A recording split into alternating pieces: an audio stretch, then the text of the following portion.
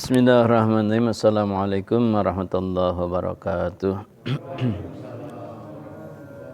Alhamdulillahilladzi arsala rasulahu bil huda wa dinil haq liyudhhirahu 'ala dini kullihi wa kafa billahi syahida. Asyhadu an la ilaha illallah wahdahu wa asyhadu anna Muhammadan abduhu wa rasuluh. Allahumma salli wa sallim ala Muhammadin abdika wa nabiyyika wa rasulika nabil ummi wa ala alihi wa sahbihi ajmain, amma ba'du. Fa ya ayyuhal hadirun usikum wa iyaya bi taqwallah faqad fazal muttaqun kama qala Allah fi Qur'anil azim. A'udzu billahi samii'il 'alim minasyaitonir rajim. Bismillahirrahmanirrahim. Qul idallaha awidur rahman ayyamma tad'u falahul asmaul husna. Alhamdulillah tahdas min nikmah, puja puji dan syukur kita panjatkan kepada Allah yang masih memberi kesempatan kepada kita untuk mengumpulkan bekal di hari yang abadi yaitu akhirat dengan tazkiyatun nafsi, yaitu dengan membersihkan hati, karena yang akan selamat kata Allah biqalbin salim.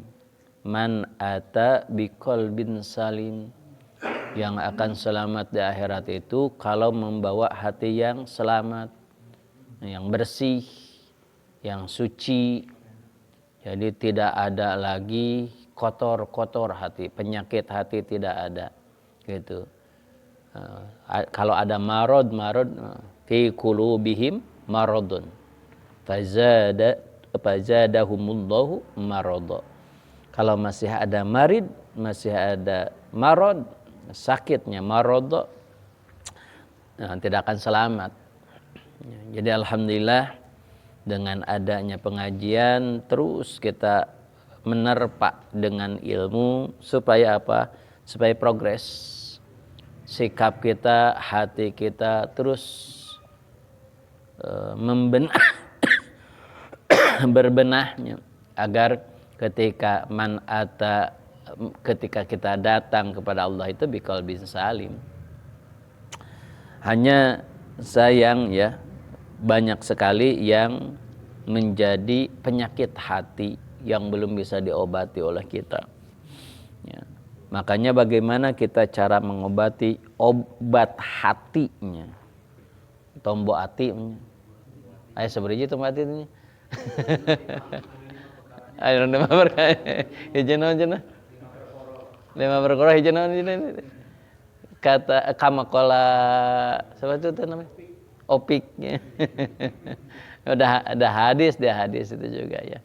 Tapi banyak versinya hadis itu ya. Kalau nggak bisa yang diamalkan 5 perkara itu, mungkin 5 perkara yang lain.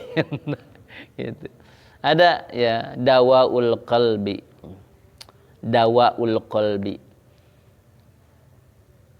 obat hati ya. Salah satunya adalah majalisatus sholihin.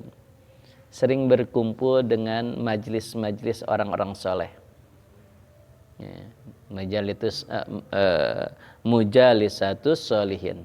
Jadi kalau kita ingin hatinya bersih ya, hatinya tidak berpenyakitan, maka sering berkumpul dengan orang-orang yang soleh. Oh kita orang soleh ya? Ya indikator. Indikatornya apa? Salah satunya orang soleh itu suka di masjid, suka ngaji, itu orang soleh. Indikatornya. Jadi inti dari mujalisatus sholihin itu artinya dia majelis yang dipakai untuk mengkaji kesolehan lah gitu. Itu mujalisatus sholihin deh. Ya. Jadi sebaliknya, kalau kita misalkan riungan majlis-majlis yang membicarakan tentang kejelekan, tentang dunia, itu sebaliknya akan mengotori hati, penyakit hati.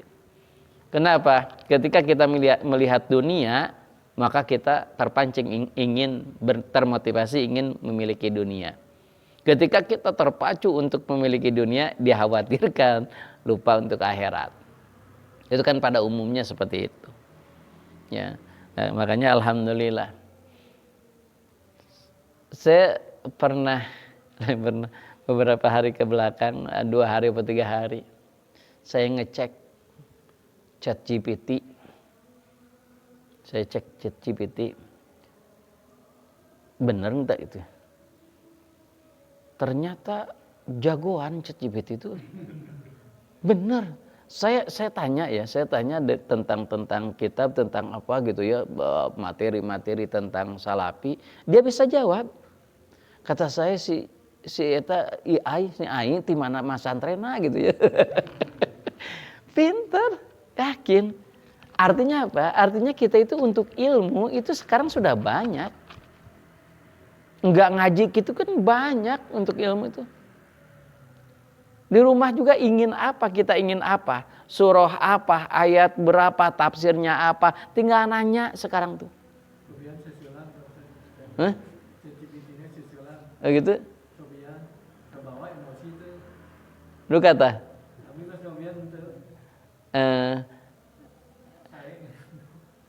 Alus soleh. saya nanya gini, saya coba.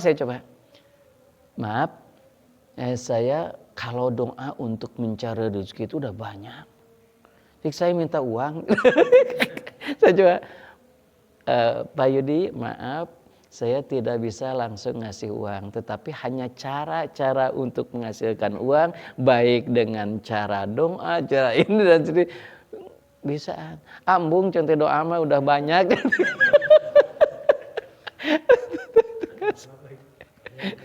Yang cash, sebenarnya yang cash transfer lah nggak bisa. Nah, apa maksud saya? Apa maksud saya gini? Oke, ilmu di ChatGPT, di Gemini atau yang lainnya di AI itu sudah komplit. Mau tafsir, mau hadis, mau apapun pasti ada. Tetapi ketika kita mengikutinya kemudian salah, apakah dia akan mempertanggungjawabkan di akhirat? Enggak. Kalau benar, iya oke lah kalau benar. Tapi kalau salah, siapa yang mempertanggungjawabkan? Beda dengan ustadz, beda dengan kiai. Ketika kita salah karena mendengarkan ustadz, dia akan bilang, ya Allah, saya mengamalkan dari ustadz. Dipanggillah ustadz. Ustadz, benar ini dari kamu? Ya. Kenapa seperti ini? Saya memahami seperti ini. Ya Allah, ini. Salah pahamnya. Kata Rasul, ketika saya memahami karena memakai ilmu, itu dapat pahala 1 ya Allah. Kalau salah, kalau benar dapat pahalanya 2 ya Allah. Oke, karena kamu mengikuti orang yang berilmu dan ijtihad dari ilmunya, maka kamu dianggap benar. Tuh, ada yang bertanggung jawab. Oke, yang kedua, ketika kita di akhirat, kamu mengamalkan bla bla bla bla bla gitu. Kemudian banyak kesalahan. Apakah AI dapat memberikan syafaat? Tidak. Padahal sekarang, maaf sekali, ustadz itu sudah tidak terlalu terpakai. Kenapa? Karena dengan AI-nya ini. Padahal tidak membawa keberkahan, enggak. Yang membawa keberkahan itu seperti ini. Ada silaturahimnya, ada ngobrolnya, ada sosialnya, interaksi sosial. Nantinya ada saling di akhiratnya juga saling membawa kebaikan. Beda dengan ChatGPT. Sama dengan kita membaca buku. Ketika salah di buku itu, apakah bakal tanggung jawab buku itu atau pengarangnya? Enggak. Gitu. Kita gitu. Makanya oke lah. Untuk pengetahuan gak jadi masalah, bagus ya, ChatGPT atau AI apapun lah, silahkan Gemini apapun lah. Yang kalian tahu mah enggak. Tetapi tetap yang tidak bisa mempertanggungjawabkan. Kenapa? Karena maaf sekali lagi, ibadah itu harus ada sanadnya. ChatGPT sanadnya di mana? Betul saya bertanya, aneh, di mana bisa ditanya naon gitu. Tanya agama, tanya umum bisa. ChatGPT. Dan kalau ditanya saya nih, pas saya nanya sesuatu tentang pendidikan, ternyata kehapus. Aduh, ini materinya pada bagus gitu ya kata saya, walaupun memang harus di parafrase. kehapus. Saya bilang, maaf, ini tolong yang tadi jelaskan lagi, ini kehapus. Jawabannya apa? Santai aja Pak Yudi. Jelaskan lagi. Aduh, ya. Bisa gitu tanya, ya Allah Karim. Nah, dimaksud tetap saja kita harus berkumpul di majelis-majelis taklim, majelis-majelis sholihin. Kenapa? Untuk apa? Satu keberkahan. Dan ketika kita baca, yang dikhawatirkan kata Rasul kan, ketika kita mempelajari ilmu tidak ada guru, maka yang datang adalah setan menjadi gurunya, memberikan was-was, memberikan pengertian dan seterusnya. Maka satu, kalau tombo ati itu, ya, tombo ati dawaul qalbi itu mujalisatus sholihin, sering berkumpul dengan orang-orang yang soleh seperti ini. Satu tuh. Maka alhamdulillah ya, ketika kita berkumpul dengan orang-orang soleh, maka dikumpulkan oleh Allah orang yang soleh. Lihat, Nabi ketika Isra Mi'raj, Nabi ketika Mi'raj, kemudian datang di Sidratil Muntaha. Apa yang dilakukan oleh Nabi? Sujud. Apa yang diucapkan oleh Nabi? Memuji Allah. Apa bacaannya? At-tahiyatul mubarakatus salawatut tayyibatu lillah. Itu dalam sujudnya. Sebelum diadakan atau diklaim untuk nanti membaca tasyahud. Tapi itu ketika Nabi Isra Mi'raj, ketika sujud itu. Dia sujud dan dia memuji kepada Allah. At-tahiyatul. Apa at-tahiyat? Artinya at-tahiyat apa? Wah, dari kecil belajar sholat, gawat ini. At-tahiyat itu apa at-tahiyat?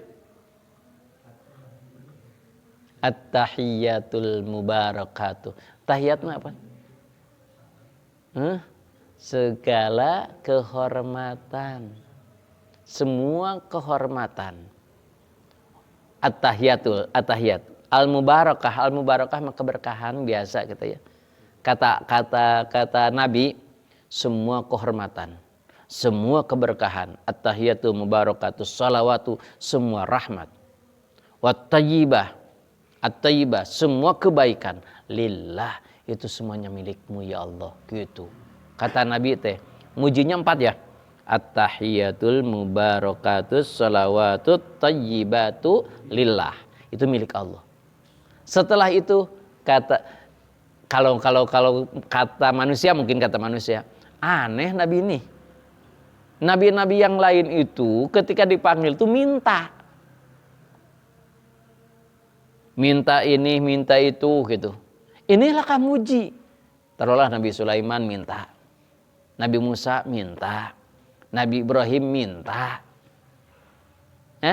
Tapi kok Nabi lah kamu muji lain minta kan gitu. Maka dijawablah oleh Allah apa? Jawabannya apa? Assalamu alaika. Keselamatan untukmu. Sudah dikasih oleh Allah. Assalamu alaika. Ayyuhan nabiyyu, wahai nabi. Wa rahmatullah, dan rahmatku penuh untukmu. Wa barakatuh, dan keberkahan untukmu. Ada 3 diberikan oleh Allah. 1, keselamatan. Maka Nabi itu udah pasti selamat. Maka kalau ada orang yang menyebutkan Nabi belum tentu selamat, aduh, rada hariwang. Allah yang mengklaimkannya, Assalamu alaika ayyuhan nabiyyu wa rahmatullah, dan kamu akan dipenuhi dengan rahmatku. Penuh rahmatku kepadamu. Walaupun rahmatku tidak akan habis, tapi kamu wadahnya sudah penuh oleh rahmatku. Wa barakatuh, dan keberkahan. Assalamualaikum ayuhan nabi wa rahmatullahi wa barakatuh. Setelah dijawab gitu, Nabi itu Masya Allah ya karim itunya sayangnya kepada umat. Ya Allah, kalau bahasa kita gitu ya, ya Allah jangan aku aja dong. Wa ala ibad. Assalamualaikum ayuhan nabi wa rahmatullahi wa barakatuh. Assalamu alayna. Ya Allah untuk kami juga. yang hadir. Makanya ketika imam itu harus dijadikan doa itu teh. Ketika kita muji kepada Allah, kemudian muji kepada Nabi, kemudian kita mohon untuk yang ada. Assalamu alaina. Alaina yang ada di sini maksudnya. Kita yang ada di sini. Assalamu alaina. Ya Allah keselamatan. Ini mah jawaban Nabi. Ya Allah bukan hanya aku ya Allah. Untuk kami ya Allah. Kan tadi kata Allah kan assalamu alaika. Khusus ke Nabi kan. Assalamualaikum ayyuhan nabiyyu wa rahmatullahi wa barakatuh. Kata Nabi dijawab lagi. Assalamualaikum ya Allah. Jangan untuk aku saja, untuk kami ya Allah. Umat-umat kami ya Allah. Wa ala ibadillahis sholihin. Dan orang-orang yang soleh. Itu didoakan oleh Nabi. Dapat apa? Doanya dapat apa? Tadi yang diberikan oleh Allah kepada Nabi. Satu, salam keselamatan. Yang kedua, keberkahan. Ketiga, rahmat. Gitu kan? Kalau benar kita berdoa, masa sih setiap kita doa tasyahud itu doa tasyahud yang memohon rahmat, memohon barokah, memohon segala rupa, berkah dalam hidup, berkah usahanya, berkah segalanya. Itu kira-kira berapa kali kita doa itu? Satu hari berapa? Sehari semalam. 9 kali ya? Oh, subuh 1 kali ya? Yang lainnya 2. Itu teh minimal yang wajib saja. Itu. Tetapi kenapa kita enggak? Karena kita hanya membaca, bukan berdoa. Karena kita kan hanya baca kan? Tidak menghayati itu doa, tidak menghayati, tidak minta itu. Padahal dalam tasyahud, dalam duduk di antara dua sujud, apa yang kurang coba doanya? Komplit. Rabbig firli. Minta ampunan, minta maaf, taubat tuh. Warhamni. Minta rahmat. Wajburni. Ya Allah, tutupi kekurangan-kekuranganku. Aku kelemahan ini tidak punya ini tidak, tutupi ya Allah. Sempurnakan aku ya. Warjukni dan seterusnya lah gitu. Minta rizki, minta afiyah, wa'fu ani, gitu, dan seterusnya. Itu kurang apa sih gitu? Sebetulnya kalau kita niat doa, kalau kita berdoa, makanya kata Nabi itu hayati ketika sholat itu, Rabbi ghfirli. Doa gitu, bukan baca. Kadang-kadang kan kita mah jangankan ke sholat. Keur ngadoa wae bukan berdoa, membaca doa. Tidak merasa kita berdoa, seharusnya kita berdoa. Insya Allah. Gitu. Nah inilah salah satu pentingnya kita jadi orang soleh. Ada doa Nabi untuk orang soleh. Ada doa Nabi untuk kami yang berjamaah. Assalamualaikum wa ala ibadillahis sholihin. Saking kagumnya malaikat tentang apa? Tentang Nabi dan Allah, dialognya, maka bersyahadat. Asyhadu an la ilaha illallah wa asyhadu anna Muhammadar Rasulullah. Sampai setelah itu semua makhluk yang ada di langit dan yang ada di bumi sholawat. Allahumma shalli ala Muhammad wa ala ali Muhammad dan seterusnya. Itu dialognya. Jadi sebetulnya tasyahud itu sebetulnya munajat yang puncaknya munajat kepada Allah sebetulnya. Tasyahud itu. Salam itu salam dunia akhirat. Iya, pasti salamnya dunia akhirat. Bukan untuk mendebat. Kenyataannya sahabat Rasul. Oh iya. Sayyidina Umar, Sayyidina Ali meninggal dibunuh ya. Justru itu kemuliaan di dalam agama. Ya, Kenapa? Karena karena apa? Karena ketika didolimi oleh orang lain, kan dosa-dosanya habis didolimi, gitu, pindah, gitu. Itu justru kemuliaan untuk orang. Tapi ketika menurut manusia itu aib kan, dibunuhnya. Nah, sebetulnya yang aib itu yang membunuhnya, bukan yang dibunuh. Gitu, dibunuh. Tapi dari kita mah memang adat kita itu kalau terbunuh itu mati terbunuh aib gitu. Padahal enggak ya sebetulnya. Gitu. Sebetulnya kalau terbunuh itu nggak aib, justru bagus. Kenapa? Karena dia dosa-dosanya dihapus oleh Allah. Karena terdolimi, orang yang didolimi. Hanya Abu Bakar kan yang nggak dibunuh tuh, nggak terbunuh tuh. Umar, Utsman, Ali terbunuh. Sampai Ali makan dihilangkan oleh Allah jasadnya karena ingin dicincang gitu kan. Saya akan makan hatinya Ali itu. Saking benci ke Ali itu. Masyaallah ya karim. Padahal itu ahli surga kata Nabi ya. Nah, ini salah satu sisi kelam dalam sejarah Islam sih sebetulnya. Politik perpolitikan Islam. Yang mau membunuh nyebutkan Allahu Akbar, yang dibunuh nyebutkan Allahu Akbar. Nyebutkan sama Allahu Akbar, Allahu Akbar. Kita dibunuh Allahu Akbar sama. Dia merasa benar dua-duanya. Nah, ini yang merasa benar ini yang dalam Islam itu diklaim masa kelam.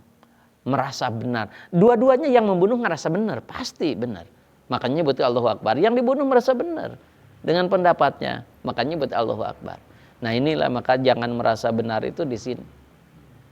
Itu ya. Jadi kita itu majalisatu sholihin.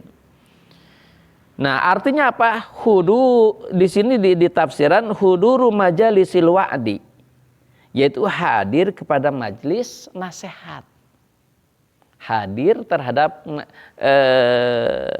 majlis nasihat wa'di, mauidhah, itu akan mengobati hati. Nggak ada bertanya kepada ChatGPT itu.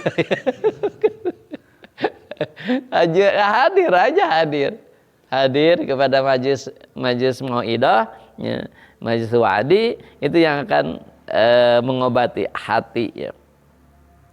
Yang kedua, yang akan mengobati hati itu qiyamul lail. Qiyamul lail itu ternyata obat hati. Dan sebetulnya kalau qiyamul lail itu bukan hati saja ya, fisik juga jadi sehat lah. Sok coba, banyak penelitian yang dengan tahajud bisa sehat loh. Fisiknya. Tapi dalam hal ini agama menyebutkan hati kita akan. Kenapa? Banyak faktor. Salah satunya ciri orang ikhlas. Orang tahajud itu ciri orang ikhlas. Kenapa? Karena nggak ada orang pun dia semangat ibadah. Kalau cirinya orang ria itu kalau ada banyak orang baru semangat. Kalau sedikitan nggak semangat. Nah, itu ciri orang yang ria. Ria ingin kelihatan oleh orang lain. Contoh misalkan, kalau sholat sendiri, sholat sunnah cepat, kalau sholat wajib karena jadi imam lama, itu juga sama, hati-hati, bisi itu. Gitu. Karena ini menjadi imam, maka harus panjang.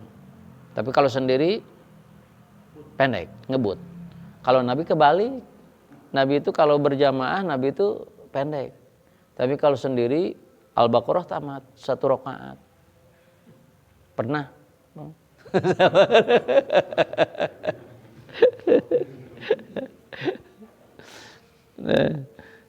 Adong tong Al-Baqarah Yasin oge can pernah sana tamat gitu. Tamat sarokaat gitu Yasin. Pak kan enggak hafal karena ini mah aya Quran itu Pak Rasid itu teh. Itu Quran ada isu besar. Disimpan di depan enggak apa-apa. Baca kita, enggak jadi masalah. Enggak dosa, enggak. Hah? Membaca ada Quran mah enggak apa-apa dibaca. Hilapiahnya apa? Pemahaman orang aja belum nyampe gitu akhirnya.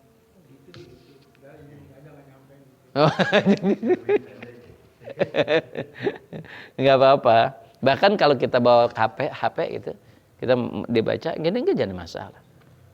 Dan sebenarnya enggak wajib kan megang ke sini, enggak wajib. Walaupun misalnya Allahu Akbar kita ke bawah juga enggak jadi masalah.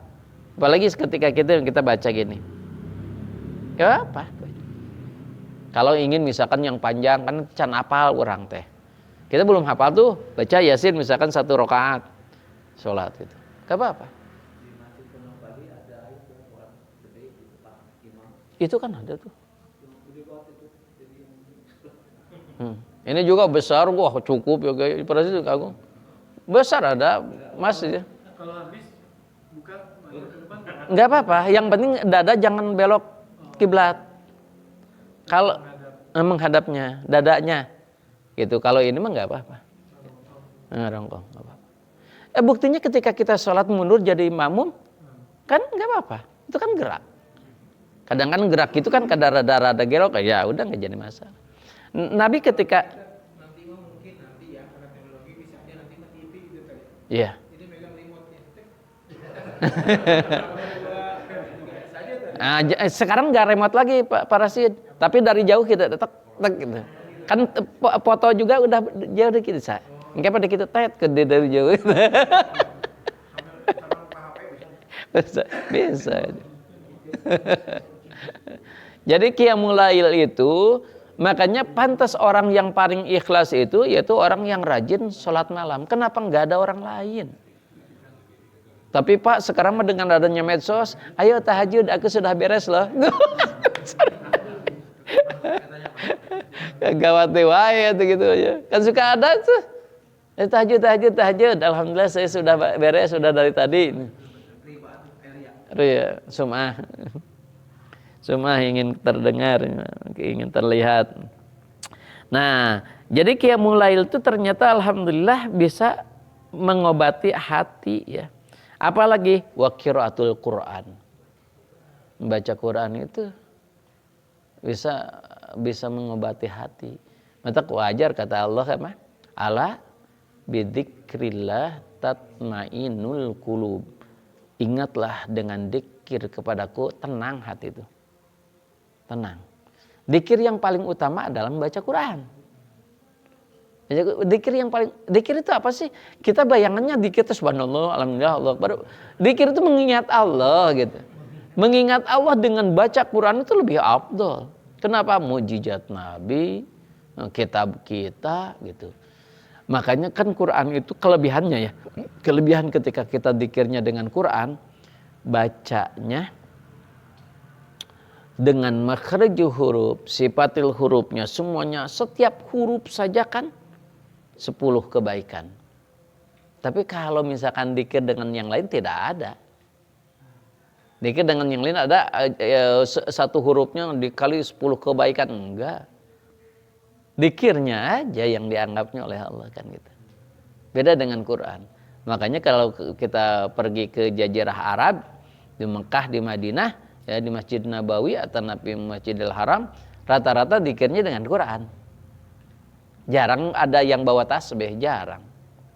Karena dzikirnya dengan Quran aja terus bolak-balik gitu. Berkaitan dengan obat hati itu. Kadang kita sering mendengar kajian gitu tentang penyakit hati ya tadi ya. Bagaimana caranya? Kadang-kadang ketika kita mendengarkan atau istilahnya membicarakan masalah penyakit hati, misalkan meneria, ujub, sombong, itu kita cenderung tunjuk kita ke orang lain gitu, bukan ke diri kita. Ya. Apalagi misalkan disertai dengan contoh-contoh misalkan seseorang yang misalkan maaf gitu, imam dibagus-bagusin, panjang-panjangin, gitu. Akhirnya kita yang dengar ataupun mungkin yang lain, ketika itu seperti framing gitu, wah ini si ini nih, ini seorang gitu, seperti itu ya.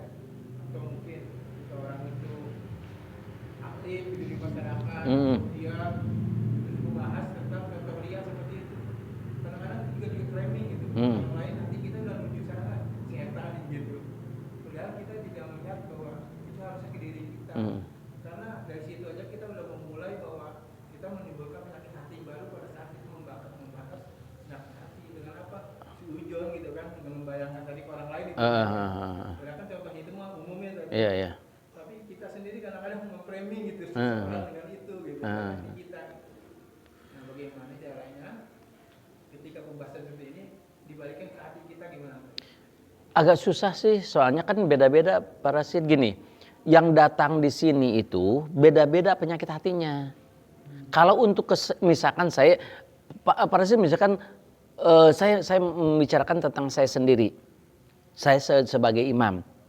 Saya sebagai imam misalkan. Itu kan sebetulnya membicarakan diri sendiri. Tetapi parasit kan menganggap, oh ini orang lain gitu. Nah gitu kan, sebetulnya yang paling bagus itu justru membicarakan diri. Ini contohnya saya, misalkan itu sebetulnya nasihat untuk diri. Paling utama itu ibda binafsik. Jadi membicarakan terhadap diri sendiri aja dulu. Biarlah orang lain mah gitu. Misalkan, ya kita sebagai imam, saya misalkan, ini maksudnya gini, ketika kita jadi, bukan hanya imam saja sebetulnya, bukan ya. Apapun gitu ya, ketika kita di tempat umum gitu, tempat umum itu. Jadi, kalau kita misalkan membicarakan tentang diri saya misalkan kekurangan, nggak akan paham yang lain. kalau apa yang tidak umum gitu kesalahannya. Makanya kesalahannya yang dijelaskan yang umum. Biasanya. Karena kalau misalkan kesalahan yang pribadi itu agak sulit. Karena orang lain beda. Gitu. Tapi bagusnya memang gitu. Makanya introspeksi diri. Saya sering mengatakan, udah ini untuk kita jangan seperti itu. Bukan menyalahkan seseorang gitu. Bukan menyalahkan seseorang, tapi kita jangan seperti itu. Makanya kemarin kata siapa? Imam Abdul Qadir Al-Jailani. Jadilah diri kita di hadapan kita itu orang yang paling hina, yang paling rendah. Kan kemarin bahasan yang minggu-minggu sebelumnya ya. Ketika melihat orang anak kecil apa? Kata saya Abdul Qadir apa? Ini lebih mulia. Kenapa? Karena dia belum punya dosa. Kemudian ketika lihat orang yang lebih tua, oh hebat ibadahnya lebih lama, dia lebih banyak. Gitu. Nah, itu yang dimaksud seperti tadilah kemarin yang 2 minggu atau 3 minggu ke belakang yang saya Abdul Qadir bahkan melihat orang kafir saja dia menganggap lebih baik daripada kita. Dia itu lebih baik daripada kita. Kenapa? Karena dia itu mungkin saja nanti husnul khatimah. Kayak Bahram Al-Majusi misalkan contohnya. Bahram Al-Majusi itu kan dia itu nyembah api selamanya, tapi senang terhadap ulama. Ulama itu senang dia tuh. Sodakoh ke ulama. Kemudian anehnya setiap malam Jumat, karena kata orang muslim malam Jumat itu malam mulia, dia tuh suka memanggil ulama-ulama. Ngobrol aja, kasih makan, kasih amplop gitu. Itu senang. Nah itulah salah satu penyebab dapat hidayahnya. Pas mau wafatnya dapat hidayah. Gitu. Bahram Al-Majusi contohnya gitu. Itu hebat tuh. Ya. Padahal dia itu masya Allah saking bedegongnya, bukan bedegongnya, nggak tahunya gitu. Dia kaya dan pejabat karena kekayaannya, dan dia selektif. Ketika punya anaknya itu dinikahkannya itu harus yang seimbang, baik kekayaannya atau kemuliaannya.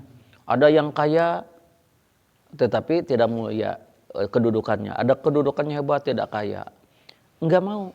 Sampai ada yang bungsu makan dinikah oleh sendiri karena tidak ada yang sepadan, karena dia cantik, kemudian dia turunan hebat, enggak ada. Kemudian dinikah oleh sendiri, 3 hari 3 malam kan dia pestanya.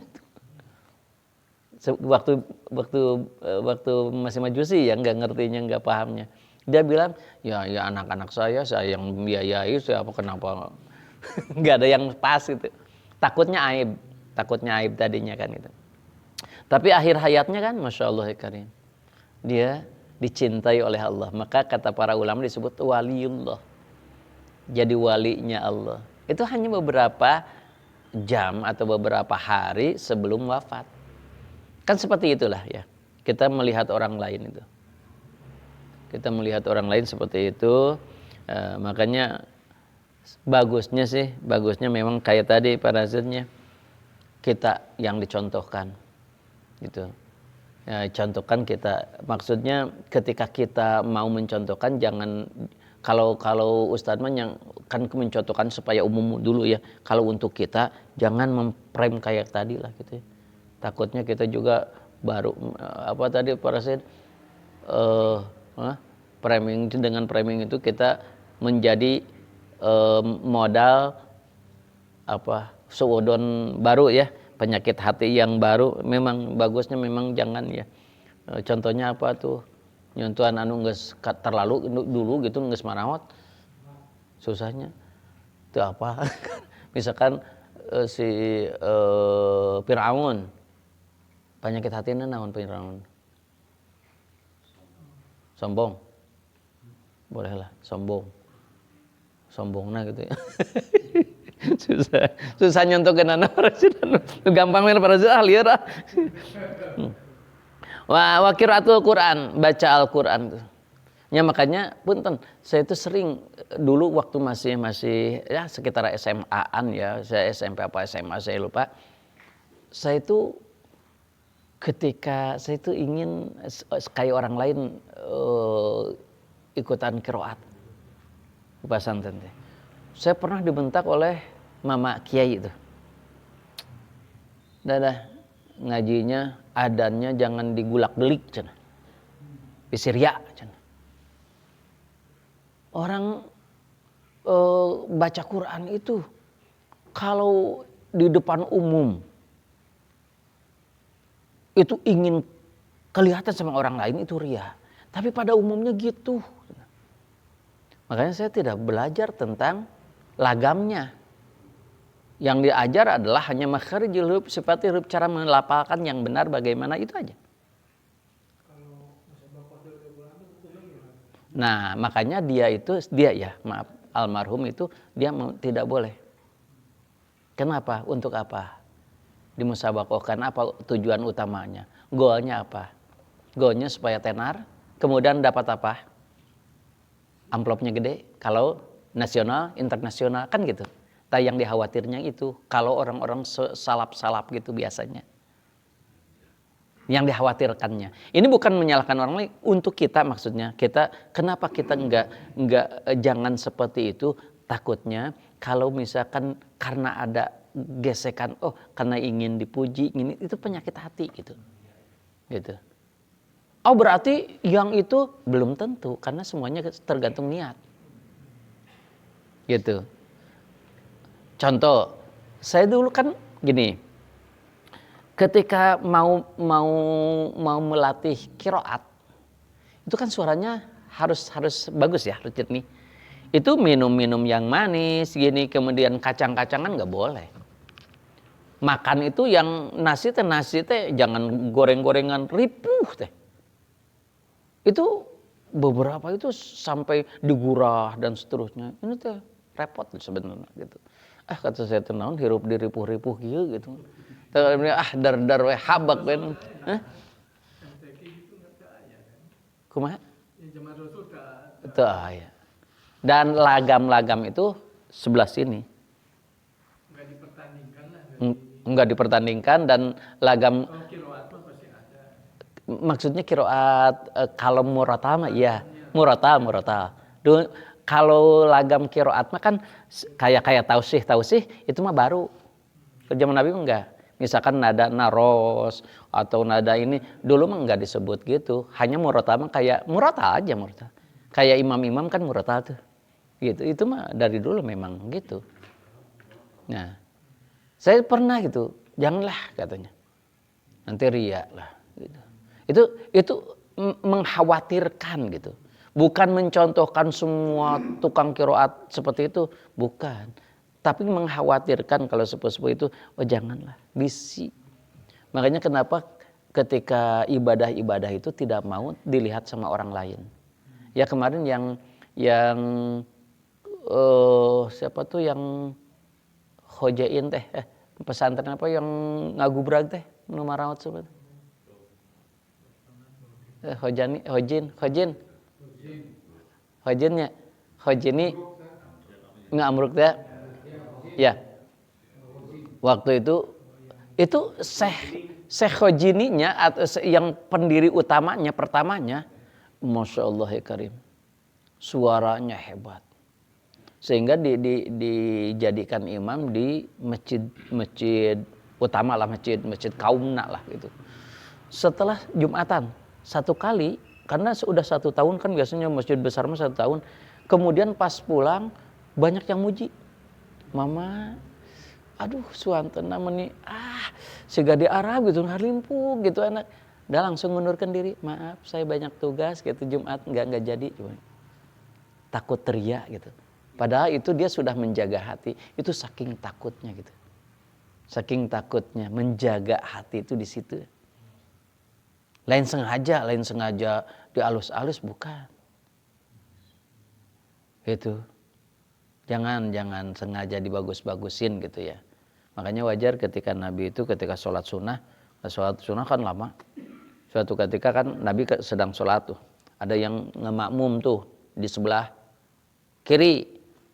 Kemudian sama Nabi kelah kiri teh berarti menurutnya sama Nabi kepalanya dipegang dibalikan ke kanan kan gitu.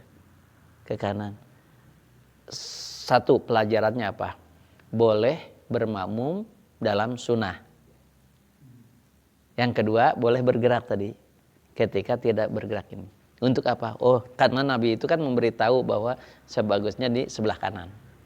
Itu kalau mengamakmum gitu. Ya, 3 tuh qiraatul Quran. Bahkan di dalam hadis yang lain kan iqraul Qur'ana. Bacalah Al-Qur'an fa innahu ya'ti yaumal qiyamah syafi'an li ashabi.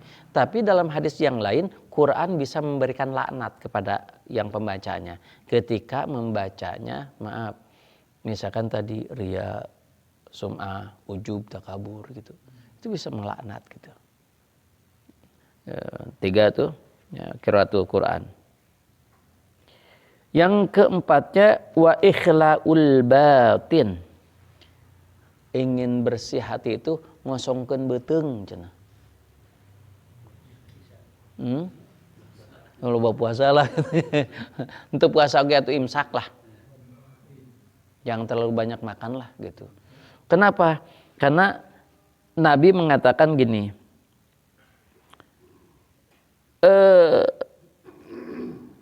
Salasu khisalin turosu al-qaswati fil qalbi. Ada tiga perkara yang akan membuat hati keras. 1, hubut ta'am. Resep makan, babadahar. Kamu teh ngalimun teh pegang ngesang gitu. Itu dasar teh.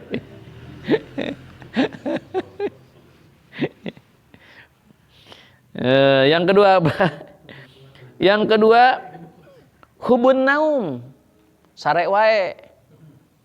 Itu ternyata tidur terus itu ternyata mata keras hati ya. Untung keur yang lain keur ngaji ge yo sare. Gawat. Aduh ampun. Aduh. Hubut naum. Wahubur rahah. Yang ketiga itu seneng yang enak-enak. Tidur inginnya tuh yang nyaman. Apa kan rasa enak-enak lah gitu. Itu teh matak tiasa teh itu. Gitu. Aduh, gawat atunya. Kumaha ieu teh? Paning urang kabeh itu mah. Sare hayang ngeunah wae simut. Aing. Aduh, gawat. Memang kata Yahya bin Mu'ad, kata Yahya, man kasura sam'uhu kasura lahmuhu. Barang siapa banyak makan pasti banyak dagingnya. Ulang lagi. Barang siapa yang banyak makan maka banyak dagingnya. Wa man kasura lahmuhu, barang siapa banyak dagingnya kasura syahwatuhu, pasti dia banyak syahwatnya. Syahwat keinginannya. Bukan syahwat kepada istri aja, maksud syahwat itu keinginan. Oh berarti nu genut teh lo bakal hayang gitu. Nya gitu. Ada cek saya. Imam Yahya bin Mu'ad bin Jabal berarti tabi'in nya. Barang siapa yang banyak syahwatnya man kasur syahwatuhu kasura dunubuhu. Barang siapa yang banyak syahwatnya, pasti banyak dosanya. Man kasura dunubuhu, man kasurat dunubuhu qasa qalbu. Barang siapa yang banyak dosanya, pasti teas hatinya, keras hatinya, mati hatinya. Kemudian barang siapa yang keras hatinya, waman qasa qalbuhu guriqa fi apatid dunya. Ketika udah keras hatinya, maka katungkul karena dunia. Nah, katungkul teh naon? Cecep naon katungkul teh? Oh, fokus, lain fokus naon gilanya. Gila dunia. Ya, wudunya. Jadi kalau orang yang banyak dosanya, udah keras hatinya, maka dia itu wah karena dunia teh. Cek kolot naon? Ti sruk ti dungdung. Hulu jadi hulu suku jadi hulu jadi suku gitu. Apa itu ti sruk ti dungdung gitu. Kalau sudah keras hatinya, maka ketika sudah keras hatinya wa afatud dunya, inginnya apa? Inginnya teh guriko fi apati dunya, setelah itu inginnya ke apa dunianya banyak dan seterusnya, maka afatid dunya, celaka dunia, bencana pasti akan datang terus. Gitu. Ya abdi baru ini ya, ternyata ada penelitian di Indonesia hanya 37,8% orang Indonesia yang mau sholat. Muslim di Indonesia yang mau sholat hanya 37,8%. Masya Allah, ngerinya. Sedangkan kalau sholat sudah ditinggalkan, bencana demi bencana bakal datang. Saya nggak sampai habis pikir ya. Orang Muslim di Indonesia sampai hanya 37,8 yang maut itu yang mau sholat. Kemudian hanya berapa persen yang efek dari sholat itu dalam kehidupannya berefek. Enggak nyampe 2%. Masya Allah ya Karim. Tadi saya baca berita bahasa di Lombok ada seorang anak bunuh ibunya karena nggak kasih pinjam uang. Dan itu mayatnya dibakar. Tanggal 25 kemarin. Nah, pertanyaan saya tuh kalau di flashback ke belakang nih, bahwa orang berbuat maksiat atau dosa pertama kan anak Nabi Adam ngebunuh adiknya. Terus zaman Nabi Lut ya, sodomi, laki-laki suka ke laki-laki. Terus zaman Rasul ya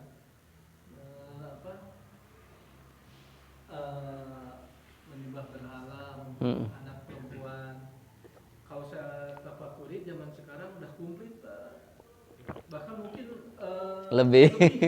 karena waktu zaman Nabi Lut itu kan nggak ada Perempuan ke perempuan. Terus nggak ada laki-laki menyerupai perempuan. Iya. Karena komplit. Zaman Nabi Adam atau anaknya Nabi Adam kan membunuh cuma kakak ke adik. Sekarang ayah ke anak ke ya. Ke ibu. Ke ibu.